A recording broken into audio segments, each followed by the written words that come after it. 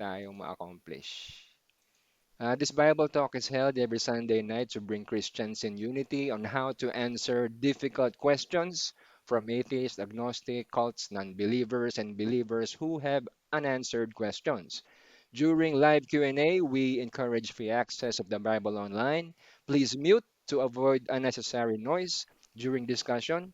We welcome opposing views so as to correct a particular teaching in the session. We don't solicit any gift or monetary amount to support this online ministry since we believe that what the Lord said, freely you have received, freely give. Matthew 10:8. Okay. Doon sa ating quiz, simple lang to. Kayang-kaya nyo. Sino kausap sa Malakay 3:10? Oh, sumagot si Joanna. Anong sagot nga na Joanna ron? Teka lang, kunin ko lang yung cellphone ko.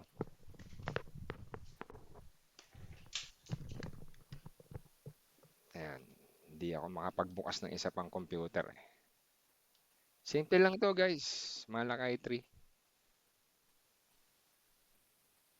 Ikaw, Brad Alfred, anong sagot mo dyan? Kailangan ko yung wait lang. Oh, mahina yung audio mo. Parang malayo ka. Ito. Talaga? Hello, hello, Ah, hello. Yan. yan. Basta lapit mo ng konti. May problema tong ano. Dito sa mga sumagot ng Yan. quiz, una si Teka, Joanna. teka. Ayos. Ang sumagot ng quiz ay Judah and the rest of Israel. Sino kausap dun sa Malakay 3:10? Okay yun. Tapos si Mayet sumagot copy-paste. Same, Israel din. Takot mag-recite. Haha. Tapos sumagot si Ruel, corrupt priests. Okay, considered. Sumagot naman si Jen, it's for all Israel. Malakay 4. Ayun. Mukhang tumama ang isa. Okay, by context, babasahin natin yung Malakay 3:10. Start yan dito sa 3 verse 8. Will a man rob God? You have robbed me. But you say, in what we rob you? In tithes and offerings. You are cursed with a curse. For you have robbed me, even this whole nation. Bring all the tithes into the storehouse, that there may be food in my house. And try me now in this, says the Lord of hosts, if I will not open for you the windows of heaven and pour out for you such blessing that there will be no be room enough to receive it. Duduling ako. Okay, yan. Yung naka-highlight na yellow, you say, we, you have, for you. Babasahin mo lahat, no? Chapter 3 onwards, tuloy-tuloy po. Hindi ko na iisa-isahin kasi yung chapter 3 niyan, may binabanggit diyan yung prophet, dalawang prophet. Isa si John the Baptist, yung sa verse 1, tas tuloy-tuloy natin si Jesus Christ yon, yung sunod na isa pang prophet. Ngayon, dinaanan tong 3, 8, 10 na hinihingi ng Diyos yung pagsunod ng Israel ng bayan niya. Israel po ang kausap dito, specifically yung buong bayan. Kasi ang background po niyan, 'di ba, Book of Malakay ito. Yan na po yung paglabas nila sa captivity ng Babylonia. For so many years, nag-a-adjust sila sa kanilang pag-rebuild ng temple. Nung nagawa na yung temple, wala namang naghahain. Nakatunganga yung mga Levita, walang ginagawa. So, yan ang ni-request ng Diyos. Sige, gawin niyo uli yung dati, yung maghandog kayo ng susunugin, yung tithes and offerings. Kasi hindi nila ginagawa na eh. Parang tinabangan sila after nung captivity doon sa Babylonia. Okay? So, yun po yung background niyan. So, hinihingi ng Diyos yung pagsunod ng Israel. Ang context na po niya ng kausap diyan, tutuloy-tuloy niyo sa chapter 4, yan nga, remember the law of Moses, my servant, which I commanded him in Horeb for all Israel. Yan po ang kausap, hindi ho Pilipino, Amerikano, Hapon, hindi ho. Ang kausap po Diyos sa 3:10 ay mga Israelita na nakatanggap ng utos ng Mosaic Law doon sa Mount Horeb. Yun po ang nangyari dyan. So, ang proper interpretation, ang kausap sa Malachi 3:10 to give tithes, Israel. Okay po. Ngayon, sadly, meron pong ganitong senaryo. Sa Jesus is Lord, meron po silang tithes. Ayan. When you give your tithes and offering, you are making a statement that God is first in everything. Sa most ng mga Protestant church, meron din naman eh. Sa mga Baptist, lalo na. Ang nakakalungkot, no, Brad Alfred, itong nasakasihan ko nung way back COVID, nung 2020 onwards, naka-attend ako sa Baptist, Bible Baptist yun. Eh di dumadami na uli yung uma-attend doon sa church. Nung dumadami na, aba, eto na yung tinuturo, tights na. Ang nakakabuwisit, no? Hindi nakakalungkot, nakakabuwisit eh. May sinasabi yung pastor doon na mag-loan kayo. Kung hindi kayo marunong magbigay ng tithes ika, ay mag-loan kayo. Yung loan, yun ang Mangutang. i-tithes nila. Yun ang tinuturo ng pastor. Hindi ko lang na-record eh. Tapos, ang isa pang dagdag pa, noong the next Sunday uli, ang pinupush naman niyang magbigay ng tithes, eh yung mga walang trabaho. Alam mo kung sino, Brad Alfred? Yung ano pa lang, yung pag pipersahin mo yung mga miyembro mo na mangutang tapos yung utang bibigay. Mahirap yun.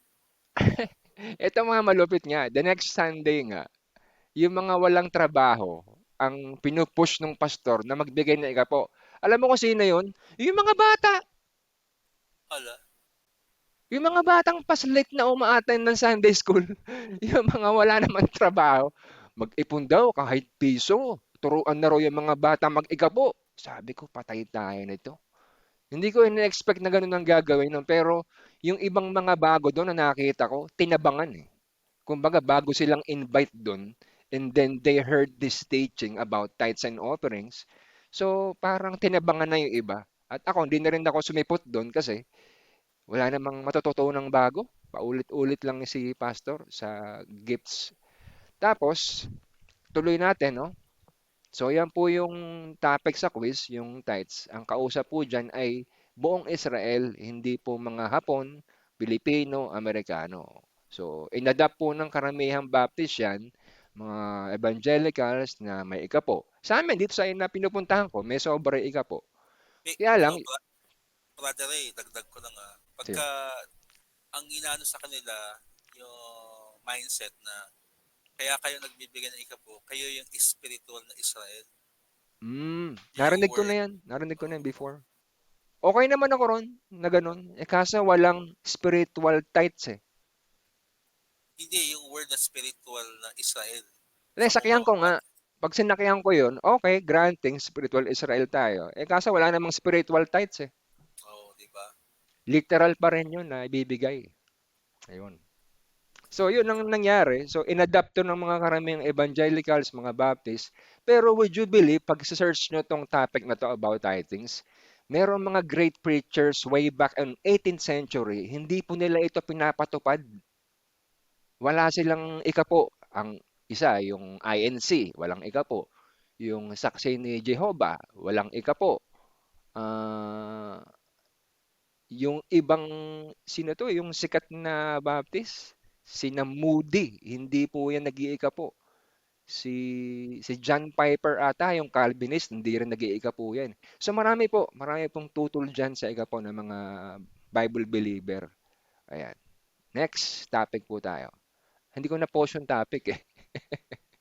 Ang topic natin ito, false prophet or teacher, the red flags. Ayan. Ready na bang inyong mga puso, mga kasama?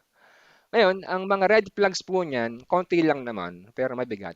Una, yung claiming to be a prophet or prophetic. Pangalawa, yung claiming to be apostles. Yung pangatlo, yung unscriptural teachings. At yung huli, yung fellowships or in favor with false prophets. Halimbawa, tumatakbo ako ng pagka-konsehal, no, Brad Alfred, tumatakbo ako ng pagka-konsehal. Tapos, gusto kong, huy, mga kapatid sa church na protestante, iboto nyo yung vice ko, no? Yung vice ko, Iglesia ni Cristo yun. Boto nyo. Dapat hindi gano'n, dapat di ka naka-favor do'n. Kasi political 'yun, eh, 'no? Iba namang aspeto 'yun. Pero yung if you're having a fellowship sa mga kultong samahan, mga false prophet, medyo red flag 'yun, guys. Kung kayo meron kayong kamag-anak, no, mga saksi ni Jehovah, in-invite nyo sa binyag, sa kasal, mapapansin nyo po yan, yung mga saksi, hindi po yan tutuloy dun sa loob ng church. Hindi ho. Kasi they have that discipline na hindi kami makipag-associate dyan sa church nyo kasi nga, we don't believe your church. Ganun ang mga saksi. Ewan ko lang sa INC kung ganun. Pero kasi yung uncle ko saksi, hindi sila talaga tumutuloy kahit binyag sa kasal, ayaw nila. Kasi nga, may ganito ngang red flags na fellowships or in favor with false prophet, red flag po yun mga kapatid. Halimbawa, no, ako, makikita nyo mga kasama na sa nagpe-preach ako ng ganitong karunungan, halimbawa, sa ano bang magandang halimbawa? Sa Sabadista, tinuturo ko yung hiwaga ng Biblia sa Badista. And I call them, oh, mga kapatid na sa Badista, o kayang mission nyo, believe ako sa inyo. Anong tingin nyo sa akin doon, Brad Alfred, Sis Jen? Okay ba yun? Na in Hindi. in favor ako sa kanilang mission. Kasi alam niyo po, ang Sabadista, okay pong magpalaganap yan ng good news, no? Talaga namang worldwide. Napakinggan ko po sa radyo at saka sa internet. May feeding program, may evangelization. Eh kaso mali yung pananampalataya nung ano, Sabadista eh. Sa kanila ho kasi, para ka maligtas, kailangan mong tuparin yung Sabat. Kailangan mong tuparin yung 10 utos. Eh hindi Christian yun. Mosaic yun. So yun po, pag nakita nyo ako halimbawa, ganun ginagawa ko, sinusuportahan ko. Oh, mga Sabadista, okay ang ginagawa nyo. Push nyo yan. Tama yan. May basbas ng Diyos dyan. Anong tawag nyo sa akin doon? False prophet din ako. Di ba? Yun ang kakabagsakan. Ano yun? Mm. Pero do they acknowledge the ano? Do they acknowledge the New Testament? Yes, oh. Di- Kasi parang 'di ba nila naisip na ano, Hindi, na hindi. merong mga New Testament Hindi. na puwedeng Nak- mag-ano, naka-mix up supersede. sa kanila yung old tsaka yung new. Naka-mix up. Kasi sa kanilang stand, si Kristo tumupad ng sabat, tumupad ng kautusan si Kristo. Sabagay, ibang topic yan. Ano lang, hinahalimbawa ko lang naman. Pero it will be unbecoming for me sa isang preacher ng Bible na pupunta sa mga ganun, susuportahan ko pa sila, may donasyon pa ako. Oo, okay ang ginagawa nyo, mga Sabadista, totoo yung mission nyo. Ay mali po yun. Hindi po ako pwedeng makonsider na tama. Medyo red flag po yun. Ngayon, tuloy natin tong ating pag-aaral. Meron ditong Sabadista. Ito. Sabi ng Sabadista, isa sa mga claim nila, Seventh-day Adventist Church stands as a prophetic movement established by God. Ayan. So pag may nakausap kayong Sabadista, no, medyo matagal-tagal ng member, yan po ang stand nila. Pag tinanong nyo, oh, ano yung Seventh-day Adventist Church? Yan ba yung prophetic movement? Pag sinabi nilang, oo, kami yung prophetic church sa panahon ngayon. Yan, sila na yan. So yung ganong claim, magiging ano po kayo dun eh, aware. Sa akin po, red flag yan. Pagka yung isang samahan eh, nagkiklaim ng prophet kami, seer kami, kami ang chosen, yung mga exclusivity ba? Gaya ng mga Calvinist, kami lang ang chosen, kami lang ang elect. Medyo red flag po yan. Eh eto, sa Badista, ang stand po nila, sila po ay prophetic movement. No? At that time, to restore biblical truths and prepare humanity for Jesus' second coming. So, ganun yung kanilang mindset or vision na pine-prepare nila yung mga tao sa mundo para sa second coming ng Panginoon. Yan. Isa yan na sinasabi na claim ng Sabadista. Meron pang isang claim. Dito naman sa isang babasahin ng Watchtower, a prophet was among them. Ito, zoom in ko na yung malaki. Yung naka-underline sabi, this prophet was not one man, but was a body of men and women. It was the small group of footstep followers of Jesus Christ. Uh, Tapos, known at that time as International Bible Students. Today, they are known as Jehovah's Christian Witness. Ano po ang claim ng mga saksi ni Jehovah sa kanilang samahan? prophet. Yung pong buong watchtower sa New York, ang claim po nila, sila yung prophet sa panahon ngayon. Yung mga saksi ni Jehovah, sila po yung prophet. Yan, Watchtower, April 1, 1972. Ewan ko kung binago na nila yan, no? Pero pangalawang grupo na yan. Sabadista ang claim, prophetic movement sila. Ito naman, kasabayan nila, mga saksi ni Jehovah. Sila rin daw, prophet. So dalawa na, nagke-claim. Meron pang isa. Dito sa website ng jilusa.com about, you will see number 9, a prophetic church. Yan. A prophet is the mouthpiece of God in revealing himself to the nation, to the body of Christ concerning unusual events or occurrences that happen in our lifetime. Red flag po ito, mga kapatid. Pagka yung una ng mga bulaang propeta nagke-claim na sila ay prophetic, sila ay prophet, tapos ikaw, Christian, evangelical, may ganito ka ring claim, medyo red flag po yan. Yan, i-claim po yan sa website ng JIL. A prophetic church din po yung Jesus is Lord, no? Prophetic, yan. Alam natin kung bakit. Next.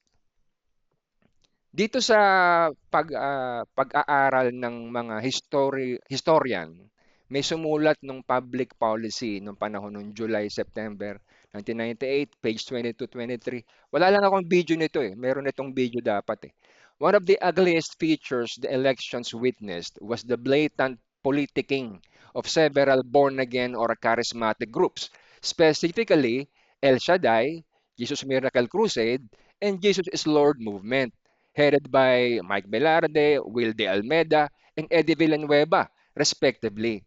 What was reprehensible was their constant invocation of God's name in their political endorsement. Both Almeida and Villanueva anointed De Venecia as their candidate and declared that he was God's choice to succeed President Ramos. Ganyan po kasi magsalita si Eddie Villanueva. So Almeida went so far as to intone after blessing De Venecia, I hereby decree in the name of Jesus that he will be the next president. 1988 po yun. 1998. Ganyan na ganyan yun, naalala ko yun noon.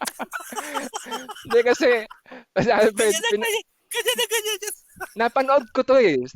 Sa TV ko napanood Hindi, to. ano yun talaga, nationwide yan, historical yan. Yes, yun. Alam ko kung naalala pa ni Roel to, no? O ni na Ismayet, ng mga panahon natin. 1998 to eh. So, may video noon na ginaganon nila si De Venecia, ay si ano pala, si Eddie Villanueva. Ginaganon sa ulo, tapos nakatungo si De Venecia. Eh di Dalawa sila. palakpakan yung mga Nagtulungan sila membro. doon. Oo. Kasi next president, believer nga naman. Okay naman ako ron. Kaso, yung sinasabi nilang claim is anointed, no? Yan daw ay dikta ng Diyos, sabi-sabi sa kanila. Kaso, ang nangyari, nung panahon nung, ano na, yan, red flag po sa akin yan eh. Bakit red flag? Kasi may nangyari pong resulta. Yan, nasa panorama yan, 1998 elections. Nahagilap ko pa. Ang nanalo hindi si De Venecia eh, si Estrada. Oo. Yun nga yun. Di ba? Yan yung hatak ng INC. Tama ba, Brother Alfred? Oo, tama. Yun nga yun. Kumbaga, sabi nga nila, dinaya, ganun. Pero ang nanalo si Estrada eh, nung 1998 elections. So, alam nyo, kung ito, dikta po ito ng Diyos, no? Yung sinasabi nila na si De Venecia ang mananalo. Walang uubrang INC. Kasi pag ang Diyos ang gumawa, wala makakapigil niyan. Di ba? Yun ang nasa scriptures, ha? Eh kaso hindi nangyari. So, red flag po yan. Hindi po ako sumasampalataya na sila kinakausap ng Diyos sa mga ganyang bagay. Again, ang nanalo po noong 1998 sa Estrada, hindi si De Venecia na anointed down ng God ayon kina Villanueva, Almeda at saka si Eddie Velarde ng El Shaddai. Nakakalungkot, di nangyari. Ngayon, ano ang turo ng kasulatan sa mga nagsasalita ng prophecy? Meron bang ganong turo ang Biblia? Eto, bumubulaga na yung aking slide. Mabagal ata. Ba't blanco? Yan. At kung iyong sasabihin sa iyong puso, paanong malalaman namin ang salita na hindi sinalita ng Panginoon?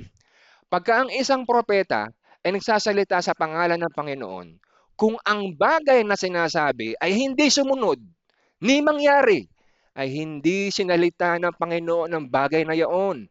Ang propetang yaon ay nagsalita ng kahambugan. Huwag mong katakutan siya. Masakit po ba? Masakit po. Kung panatiko tayo, masakit. Yan po ang pruweba, nasa Deuteronomy po yan. 18:21 hanggang 22. Yan po yung testing ground natin bilang mananampalataya. Pagka mayroong mga ganyang claim, yung mga saksi ni Jehovah, no, ang daming palpak na hula. Ang Seventh-day Adventist, ang dami na yung palpak na hula. Ngayon, dito sa panahon natin, may mga pasundot-sundot na hula at hindi nangyayari, false prophet po yun mga kasama eh. Kahit na ano pang sabihin natin, yan ba, may kaugnayan sa kaligtasan. Bulahang propeta nagpapaakay ka? Di ba? Ayan. Yan po ang nakasulat sa Deuteronomio. Ngayon, meron akong papakita itong si Cardinal nung way back May 13, 2017. Bine-bless niya yung mga rebulto ni Mama Mary, mga 200 images.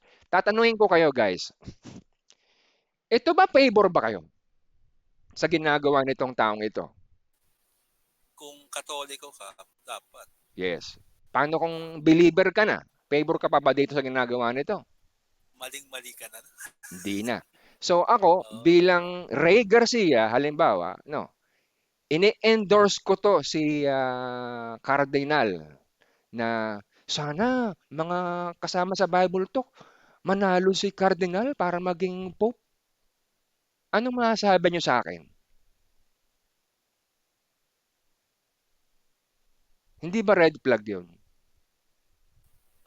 Pagdududahan ko yung ano mo, yung belief. Oo, kasi ang tinuturo ko, huwag tayong sumamba sa Diyos-Diyosan. Tapos, bandang huli, sasabihin ko, "Hoy, mga kasama sa Bible Talk, sana manalo tong si Cardinal sa next Pope, no?" Parang unbecoming sa akin yun. Red flag yun. Kasi anong pakialam ko rito sa rebulto? Anong pakialam ko sa Cardinal na to kung manalo ng Pope? Meron ba tayong pakialam dyan? Wala eh. Wala tayong pakialam dyan. It's their business. Ngayon, eto surprising dyan, guys.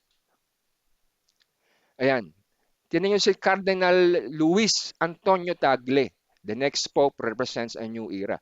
Yan, nung pumalit, di ba, namatay yung isang Pope noong 2000, itong taon na to. Ang papalit daw sa kanilang pakiramdam si Tagle. Pilipino po kasi to eh. Ayan, kita nyo yung mga picture. Talaga namang solid Catholic to. Andiyan yung rebulto ni Mama Mary. Nandiyan, nakaharap siya dyan. No? Kulang na lang, halikan niya. So, hindi ako favor sa ganitong worshiping of idols. Maging ang Biblia, maging ang Diyos, hindi favor dyan. Pero alam niyo, merong isang taong favor dyan. Ayan. Sa isang tweet na na-capture ng isang believer, ang sabi ni Eddie Villanueva, Filipinos must pray for Cardinal Luis Tagle to win the selection for the next Pope. I will surely boost the Philippine economy and world's respect.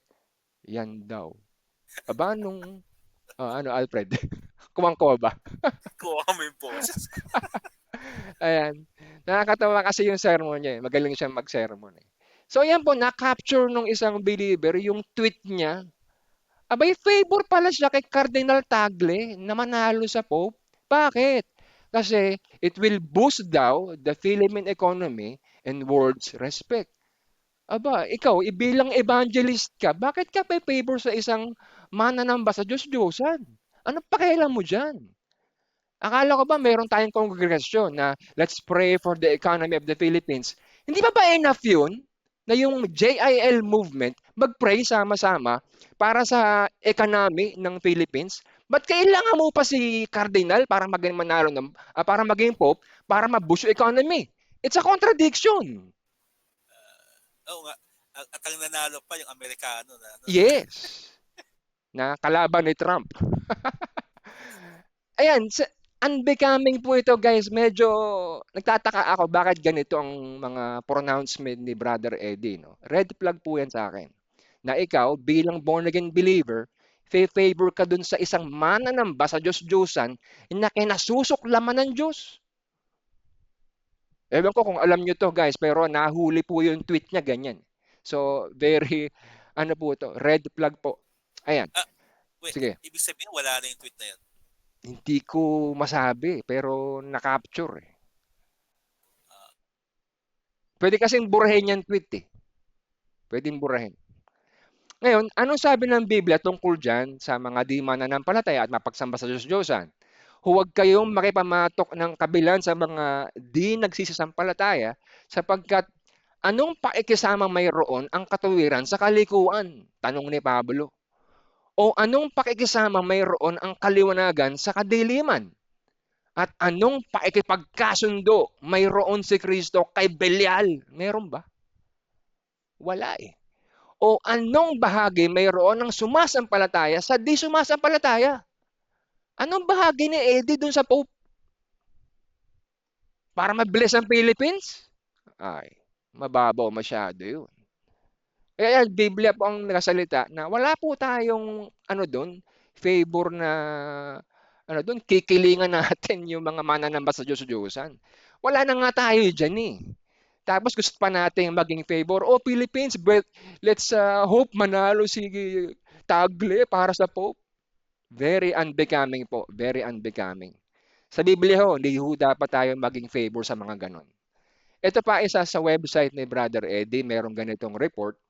Yung naka-underline po. In 1984, God gave Brother Eddie a vision of a bloody revolution that may come if the churches will not unite to win the country with the gospel. Ayun, yun ang vision daw na binigay ng Diyos sa kanya. That vision gave birth to the Philippine for Jesus Movement or PJM. Yun. Tapos, yung naka-underline sa baba, ito yung gusto kong pansinin nyo, mga kasama. Medyo alarming to eh. Brother Eddie's prophetic mandate, that of speaking the heart and mind of God, ayan na naman, to the nation, was confirmed in November 1986.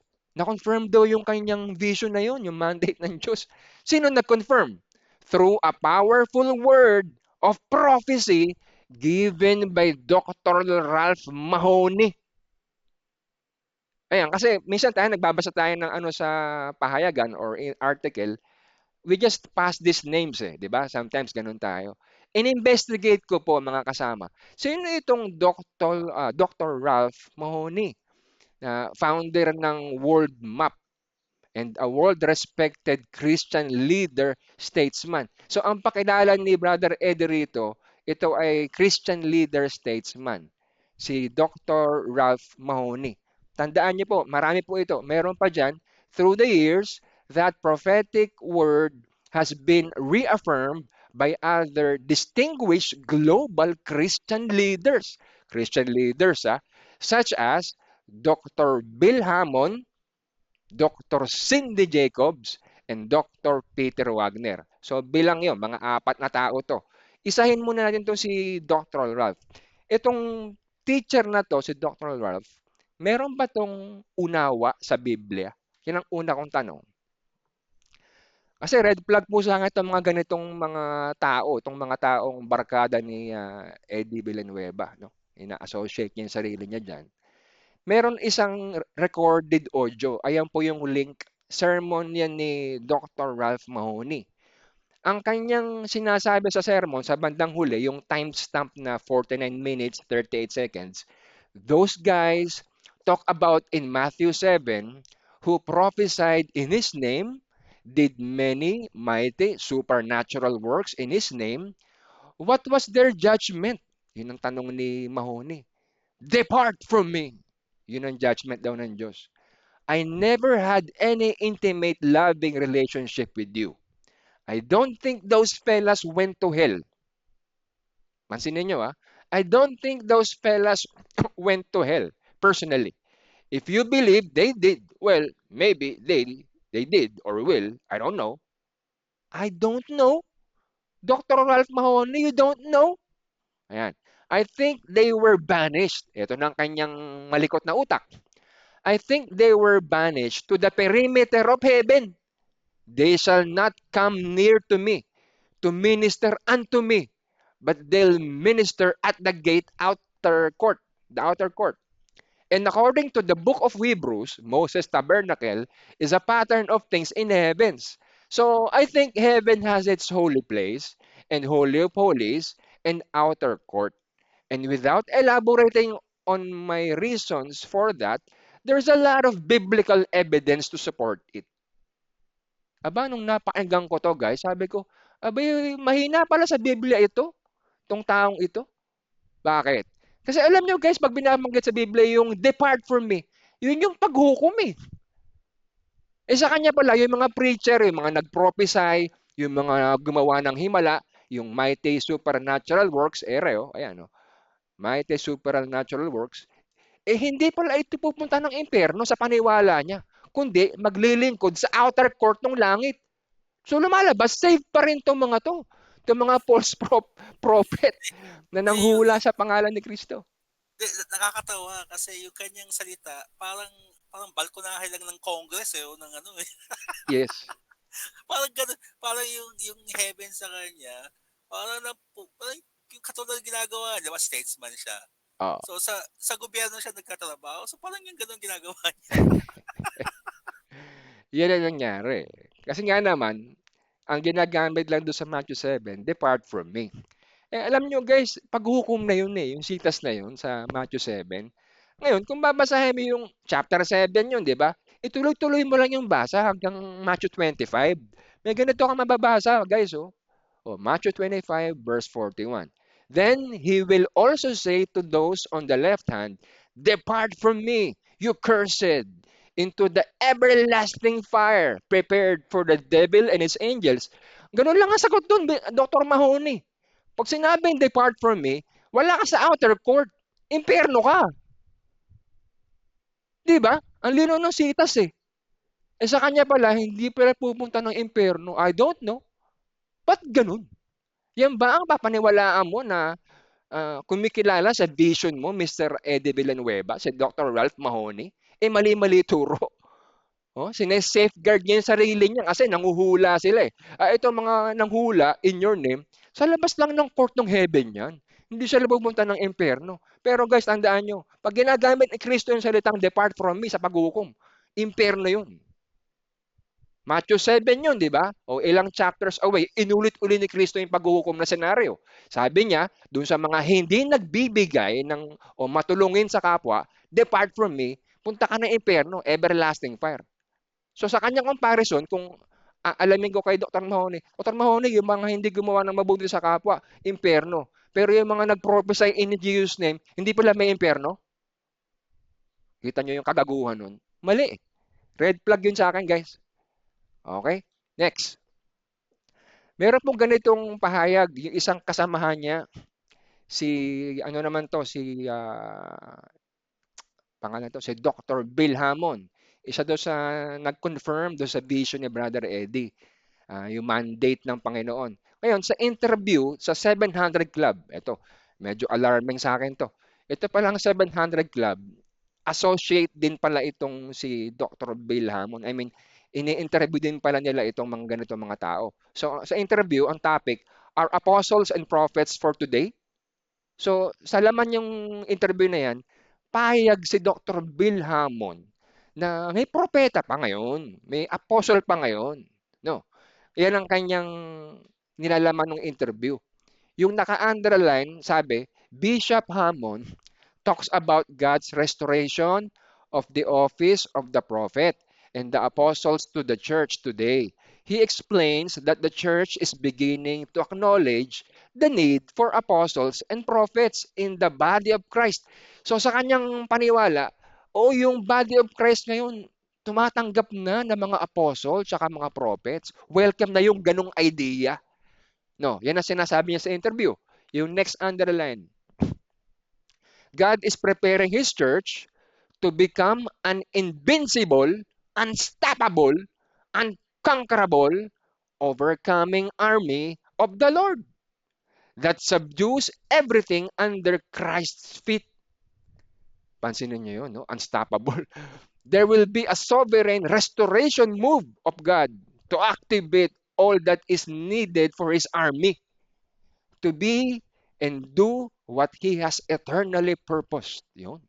The generals who lead this army will be those who have progressively been prepared by incorporating uh, every restorational truth into their life and ministry. Believers can become activated in all that God is doing in the earth today, becoming the army of God that will prepare the way for Christ's return. Katunog nung Seventh-day Adventist, no? Hindi, sa akin, yung sinabi niya, para kang ano nun eh, para kang yung sa communist Russia, na Mm, lahat ng tao doon, pag sinabi ng ano, kailangan namin sundalo, automatic sundalo, kahit farmer ka lang, gawa, yun. gawa, grabe na. Etong stand ni Mahone, Brother Alfred, ano to eh, literal to eh, na ang ginagawa nila, yung mga lingkod ng Diyos ngayon, talagang bine-build nila na maging spiritual, maging army, maging unstoppable para sa paghahanda yung sa second coming ni Christ. So ito, kung babalikin mo yung kanina sa Sabadista, ganun din yung kanilang movement eh. Dine-develop nila yung kanilang kongregasyon na Sabadista para sa preparasyon ng pagbabalik ni Kristo. So Pa, katunog parang brainwashing yung dating nun. in a way. Pero tuloy natin, no, Brad Alfred. Ganyan, ganito. Pag sinabi kasing unstoppable, invincible, unconquerable, kasi ito po yung literal mindset. Ito yung sinasabi ko kay Brother Well last time eh. Pag ang view mo sa eschatology, literal, literal din yung mangyayaring preparasyon. Kaya sa kanya, army, God's army yung binubuo nitong taong ito, sina Mahoney. Eh, ang alam kong unstoppable, isa lang eh. Alam nyo kung sino? Ito, unstoppable. Kilala nyo ba yan? si, si Juggernaut. Yan ang alam kong... Ay, nako. Gagawin ba tayong juggernaut ni Mahoney? Hey, Bishop Mahoney, gusto mo ba maging juggernaut kami? Unstoppable Army of God? Malabo yan. Kaya ako, nung nakita ko to na interview sa 700 Club, hindi na po ako nanonood sa 700 Club. Okay po? Yan. Yan po yung isa sa kasamahan no, na pinapanigan ni Dr. Eddie Villanueva, si Mahoney. Ito pa isa. Kilala niyo po ba itong Indianong ito?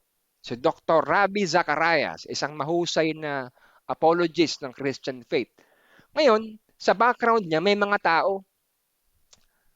Alam niyo kung ano yan?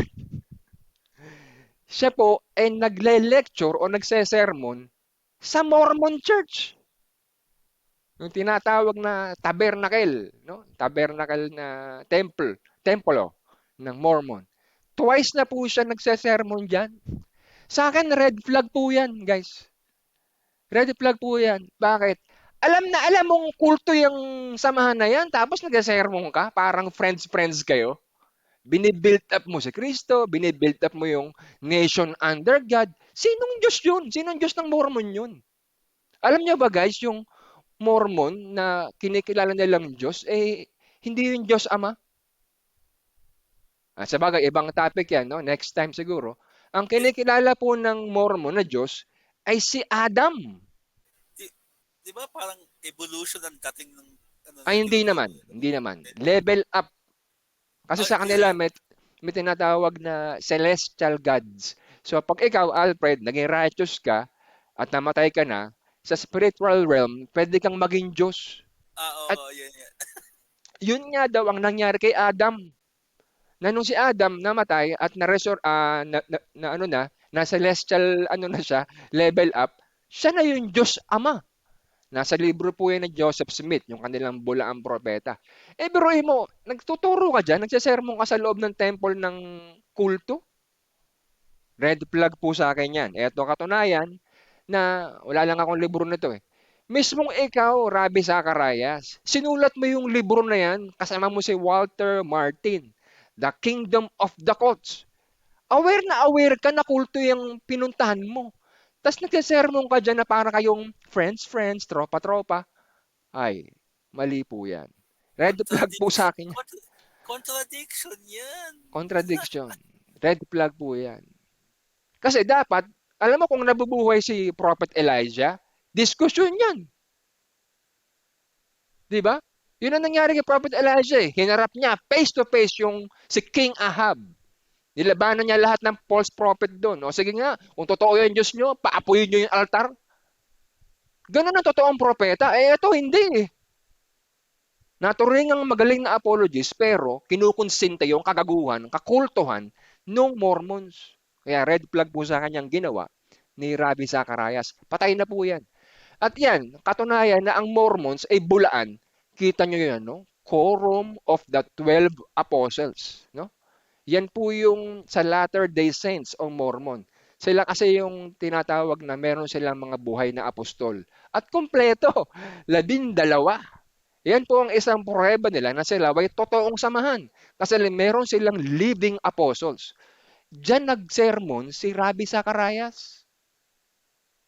Kaya alam nyo, si Rabbi Zacharias, medyo tagilid po yung salvation niyan eh. May mga nailigaw po siya na sa pananampalataya. Kasi questionable yun. Brother Rabbi, bakit alam mo namang bulaan yung Mormon Church, yung Last Days, Latter Day Saints? Ba't mo sila hindi sinasaway? Bakit? Yan ang question eh, nung iba eh. Kaya eto, yan po yung loob ng Mormon Church. Yan, daming tao na umaattend sa tabernacle, no? Sa Mormon, sa Salt Lake, Utah. Yan. Maraming taong nagbago buhay diyan, mga addict, no, na-transform din yung lives. Yan. Madami rin sila yan, mga nag-aaral ng Bible, puno, no? Puno yung mga naligaw na mga tao. Ayan. Meron din sa Pilipinas, no? Sa Pilipinas meron din. Kasi sa Amerika yan, sa Pilipinas marami ring naloloko nitong mga mokong na to. O yan. Kita nyo ba? Yan, mga Pilipino nandoon sa Mormon Church. Ayan. Ako po ay nakapasok na sa Mormon na simbahan sa may Pasita, no? Pasita, doon sa Binyan. Ano po sila, very organized, malinis, maayos, walang maingay na bata. Lahat sila may mga segment for Bible study. Pang matanda, bata, teenager. Yan. Well organized po sila. Maayos ang Mormon Church sa kanilang sistema. Kaya lang, bula ang propeta po ito, guys. Bula ang propeta po. Kaya ang sabi sa Ephesians, take no part in the unfruitful works of darkness, but instead expose them. In-expose ba ni Rabbi Zacharias? Oo, in-expose niya sa libro. Duwag ka ba? Ba't di mo ma-expose ng harapan face to face? Di ba, Brother Ruel? Yan ang mga napanood namin ni Brother Ruel. Yung mga totoong preacher, face to face nakikipaglaban yan. Hindi pwedeng patago, libro, in-expose ko na, nasa libro ko. Sabihin mo face to face sa Mormon, mali paniniwala nyo na ang Diyos, si Adam. Dapat ganun. Kaya ang sabi ni Pablo, expose them. Utos sa preacher yan. Kaya sa Tagalog, huwag kayong makibahagi sa mga walang mapapakinabang na gawa ng kadiliman, kundi bagkus inyong sawatain. Sasawayin pala. Sigurado, dun sa ginawa ni Rabbi Zacharias, after ng sermon, sabay-sabay kumain yun ng tanghalian. Kaya hindi pwedeng makipart ka dun sa mga bulaan eh. Kasi lalabas, ikaw, magiging bulaan ka na rin. At yun nga po ang nangyari kay Rabbi Zacharias. Naging false prophet po siya. Sa po'y namatay na nakita po yung kanyang cellphone na puro babae. Ayan. Next time po, topic natin yan. Ito pa, isang loko-loko.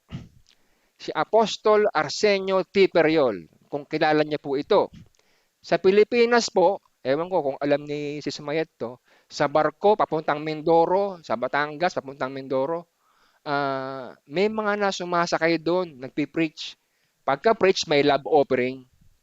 Ito rin yung nasa Cubao, papuntang Pasita o Alabang, no? Nagpi-preach tapos may love offering. Ang nag-utos po nun, itong si Apostol Arsenio Tiperiol. Patay na po ito, no? So sa kanilang samahan, meron po silang apostol na Pilipino. Ayan.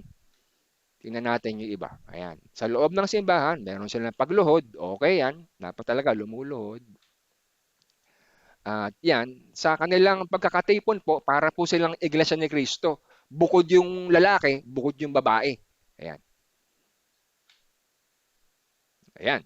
Yan po yung nasa bus. Sila po yan. Bibigyan ka ng sobre. Yan. Minsan no, papakita ko yung diskusyon ko sa bus sa mga alagad ni Periol. Okay? So, isa pa hong samahan niyan yung Church of Christ Fourth Watch, no? Sorry to tell kung kayo'y kaanib dito, no? Yan po yung humalili kay Arsenio Periol yung anak niya. Apostol din to, si Apostol Jonathan Periol. Talaga namang ang hilig sa title ng prophet, apostol, no? Sa akin red flag po 'yan. Parang yung apostol, parang ano na lang yun, parang kumbaga sa sundalo, yan, general ka, parang ganun. Parang gano'n nga, title, no? So Oo, diyan po title lang. makita nyo yung kanyang mga ginamit na pangalan, si Mahoney, si Bill Hammond. Ito pa isa, si Dr. Cindy Jacobs na pinapaniwalaan ni Eddie Villanueva. Ito. Red flag kasi yan sa akin. Yan. Si Cindy Jacobs, claim din yan, apostle siya. Ayun po. Kita niyo po yung naka-underline. Cindy is part of apostle for the Trinity Church. At yung mga ine-endorse ni Cindy Jacobs para pakinggan, yung pinakailalim, nakita nyo yung naka-underline, si Benny Hinn. Benny Hinn, bulaang propeta po yan. Ayan po. Yan po yung mga pinapaniwalaan ni Eddie Villanueva, si Cindy Jacobs. Ngayon, may ginawang kakaiba itong si Cindy Jacobs. Red flag sa akin yan, na maging apostol ang babae o sa panahon ngayon. Ito po, kita niyo po yung link dyan, or I can give you the link sa YouTube. Hinulaan po niya si Brother Eddie. Brother Eddie, God showed me. It is His will for you to be the President of the Philippines. Palakpakan niyo mga tao. Hindi nangyari. Anong tawag dito kasi hindi? Bula ang prophet. Yan, mga tropa ho ni Cindy Jacobs yan. Ni Brother Eddie Villanueva. Alam niyo yung pagka-apostol, may limitasyon po yun. Basahin natin sa unang Korinto 4:9. Sapagkat iniisip ko na pinalitaw ng Diyos kaming mga apostol na mga kahuli-hulihan sa lahat. Huli na po ba? Huli na sila. Natulad sa mga itinalaga sa kamatayan, sapagkat kami ginawang panoorin ng mga sanlibutan at ng mga anghel at ng mga tao. Sino po kahuli-huli ang mga apostol? Sina Pablo. Kaya pag ang tanong natin, no, Brother Well, ilan apostol ng Diyos? Sabagay, ibang topic yun. Challenge question lang naman yun. Pero alam nyo, may disiplina po eh. 1 Corinthians 4:9, may limitasyon po yung apostol, sila-sila po yun. Kasi pag may lilitaw pa nga yung apostol, eto sabi niya, sapagkat ang mga gayong tao ay mga bulaang apostol, mga magdaraya, manggagawa, na nagpapakunwaring mga apostol ni Kristo. Totoo naman eh. Di ba? Pero mo Mormon, 12 apostol. Sa Marikina, meron din. Sa Jonathan, tsaka yung tatay niya, si Arsenio. Ito naman si Cindy Jacobs, ganun din. Mga bulaang apostol po yan eh. Talagang, Ayan. oo, talagang hindi ka pwede magsalita na apostol ka dahil lumipas na yung mga apostol. Mamadaliin ko lang. Itong link na to, Brad Alfred, yung YouTube na yan. Ito, sabi dyan, mga kapwa tagalangit, narito kami hindi para mangampanya. Narito kami upang magsabi ng amen to your mission. Sino yung to your mission? Tapos, tinawag ni Brother Eddie, si Kiboloy, preacher of righteousness. Red flag po sa akin yan. Na ikaw, pumunta ka doon, purihin mo yung samahan ni Kiboloy at purihin mo rin si Kiboloy as preacher of righteousness. Talaga? Hindi ka ba naniniwala na bulang propeta si Kiboloy? Yan po, send ko sa inyo yung link niyan na sinasabi yan live sa video. Okay? So, sabi sa Isaiah 5:20, nakakaawa kayong mga nagsasabi na ang masama ay mabuti at ang mabuti ay masama. Ang kadiliman ay sinasabi ninyong liwanag at ang liwanag ay sinasabi ninyong kadiliman. Ang mapait ay sinasabi ninyong matamis at ang matamis ay sinasabi ninyong mapait. Di ba si Kiboloy masamang tao yan eh, di ba? Maraming babaeng nire-rape yan eh. Son of God daw siya. Pero ang sabi ni Eddie Villanueva, preacher of righteousness. 'Di ba? So lumalabas, kakutsaba ka ni Kibuloy na bula ang propeta. Oh, red flag po 'yun. Pag sinabing mali, mali. Ayan. Pag sinabing bulaan, bulaan. Kaya sabi ng payo ng Biblia, Ephesians, take no part in the fruitful works of darkness, but instead expose them. In-expose ba ni Villanueva, si Boloy, na son of God siya? Hindi. Kasi pareho silang bulang propeta lumalabas. Ayan po. Ay, kita nyo ba yung maliit? Ay, hindi. Zoom natin, mga kasama. Meron pang isang huling propeta or isa pang apostol na lalabas. Abangan nyo to. Ayan. Brother Eddie Villanueva. With my youngest apostle, prophet of the future, si Zechariah Joseph Villanueva. Abangan nyo yan. Magiging apostol din yan. Ayan. Sige po, Q&A. 9:55, napahaba tayo guys. Sige po, kung may tanong po kayo. Ang nakakalungkot, kahit sino na lang pwede magsabi, apostol siya. Gusto ko nga maging apostol, Alfred. Ay, nako po. Parang ano na lang, parang ini-elect na lang na, parang barangay captain. Ganun. Oh, naghahanap sila ng entitlement eh. Pero nakakalungkot guys, no? Kung mag-aaral kayo ng Biblia, may limitasyon po ang pagka-apostol ng Diyos sa New Testament. Sina Pablo po yung huli. Wala na pong lalabas na apostol. Yan, siguro yung apo ni Eddie Villanueva, sana magbago yun. Mabasa niya yung ganong sita sa 1 Corinthians 4:9 na wala nang apostol. Kaya po natin ito pinag-aaralan para ho ito maging warning sa atin na huwag tayong panatiko. Kung meron po tayong ganyang paniniwala, mga tropa, mga classmate, nasa ganyang grupo, ay agawin natin sila sa apoy. Kasi mapapahamak po sila niyan. Kasi akala nila na-transform ang lives. Eh sa Mormon, sa Badista, saksi ni Jehovah, na-transform din ang lives eh. May mga addict din dun eh. Kasi ang uncle ko po yung saksi ni Jehovah. Yung mga anak po niya, mga walang hiya, nagbago rin. Totoo bang sa Diyos yun? Pupunta ba ng langit yun? Eh hindi ho, malabo ho. Kaya tayo ho po, we're studying deeply sa scriptures. Sana ho, maging ano po ito, awareness or lesson.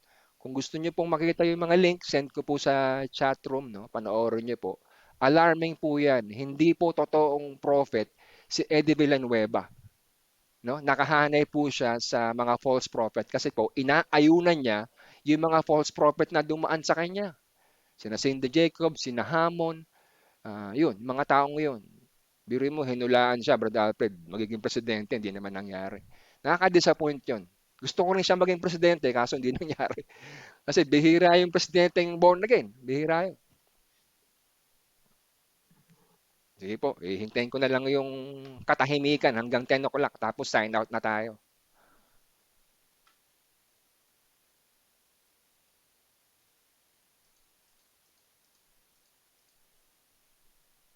58. Brother, Brother Ray, ito na nga, i-share ko lang ito, na-discover ko lang ha. Sige. Alam mo yung Satanist? Mm. Mga naniniwala kay Satan? Ah. Kay Satan, ito, ano searchable to. Some Satanists, particularly those who follow Laveyan Satanism, claim that their organization, the Church of Satan, has helped people by providing a supportive community and promoting critical thinking, self-empowerment, and individualism. So, mismong sila, nagsasabi na nagliligtas din sila. Di Ayos ba? yun ah. Ang Deceiver yan. grabe. Kita mo, sila rin mismo nagsasabi na ganun. Deceiver yan. Okay guys, baka na-extend tayo, no? Yung mga gustong paiwan po. Tapusin natin to. Siguro next time po, tuloy natin yung topic tungkol dun sa lola ng Panginoong Jesus. Thank you for coming guys. Yung mga gustong ma-extend, pwede po.